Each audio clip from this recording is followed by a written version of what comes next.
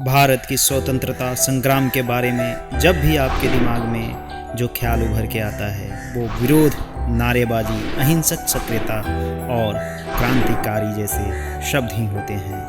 अहिंसक विरोध, पुरजोर कार्रवाई किसी भी आंदोलन की एक आंतरिक विशेषता होती है, लेकिन यह सिक्के का एक पहलू है। दूसरा पहलू जिस पे लोगों का ध्यान कम ही जाता है। कवि, लेखक, चित्रकार, संगीतकार, कथाकार जो अपनी कला के माध्यम से लोगों को प्रेरित करते हैं। 1905 में लॉर्ड कर्जन ने बंगाल को 2 हिस्सों में प्रशासनिक उद्देश्यों के लिए विभाजित किया, लेकिन असली कारण राज की फूट और शासन नीति को बढ़ाना था। इस कदम से पूरे राज्य को सदमा पहुंचा। पूर्वी और पश्चिम बंगाल दोनों जगहों के लोग परेशान हो गए। इस घटना के कारण स्वदेशी आंदोलन की शुरुआत हुई। राष्ट्रवादी भावना भारत की कला और संस्कृति में भी फैल गई। स्वदेशी मूवमेंट ने ब्रिटिश साम्राज्य द्वारा निर्मित वस्तुओं का बहिष्कार और देसी निर्मित वस्तुओं का उपयोग को बढ़ावा मिला। इसके साथ साथ कला शिक्षा ट्रेडिशन में चेंज शुरू होने लगे और बंगाल स्कूल ऑफ आर्ट की शुरुआत हुई। अवनींद्रनाथ टैगोर ने 1906 में राष्ट्र के प्रति समर्पित एक चित्र बनाया जिसे भारत माता नाम दिया गया। चित्र में महिला के 4 हाथ दिखलाए गए हैं। हर हाथ में अलग अलग वस्तुओं को दिखलाया गया है, जिसमें भोजन, कपड़ा, शिक्षा और आध्यात्मिक ज्ञान, चारों चीज़ें राष्ट्रीय लक्ष्यों की विशेषता को दिखलाता है। हालांकि इस चित्र का मूल नाम बंगाल विभाजन के विरोध के लिए बंगा माता रखा गया था। बाद में इसे भारत माता का नाम दे दिया गया ताकि देश भर के लोगों को अपनी मां के लिए लड़ने के लिए प्रेरित किया जा सके। अवनींद्रनाथ टैगोर की चित्र बनाने की विधि भी स्वदेशी थी। इससे पहले अंग्रेजों द्वारा स्थापित किए गए आर्ट कॉलेज में जो कला शिक्षा दी जाती थी वो पूरे तरीके से वेस्टर्न टेक्निक पे आधारित थी।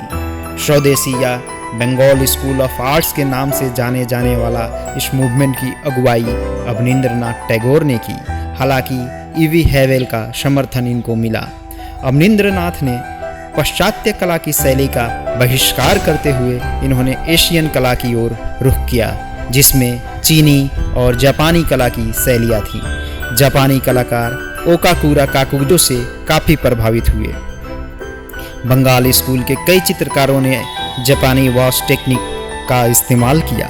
बंगाल स्कूल के चित्रकारों ने भारतीय चित्रकला के पुरानी परंपरा जैसे अजंता पेंटिंग्स, राजस्थानी चित्रकला, मुगल चित्रकला का अनुसरण करते हुए एक नई शैली जन्मी जो पूरी तरह से स्वदेशी थी।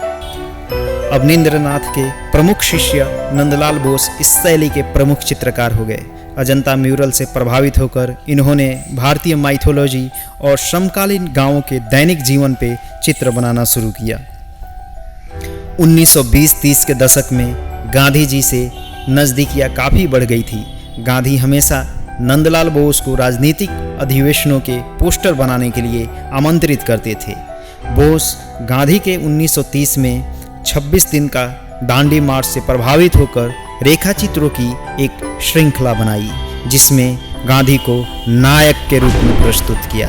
गांधी जी के इन छवियों ने 20वीं शताब्दी के भारतीय आधुनिकतावाद, पहचान और राष्ट्रवाद के विकास में योगदान दिया। डॉक्टर आनंद कुमार स्वामी ने अवनींद्रनाथ एवं उनके शिष्यों के तत्कालीन कला प्रयोगों की सराहना करते हुए उन्होंने स्वीकारा कि इन कलाकारों ने भारतीय कलात्मकता को पुनर्जीवित किया है। बंगाल शैली के प्रमुख कलाकारों के नाम अवनींद्रनाथ टैगोर, नंदलाल बोस, छितेंद्रनाथ मजुमदार, देवी प्रसाद चौधरी, मुकुल डे, मनीष डे, शैलेंद्रनाथ डे और भी बहुत सारे चित्रकार बंगाल शैली के हैं। आप देख रहे थे आर्ट स्टूडियो 2। मेरा नाम है राजन। देखने के लिए धन्यवाद।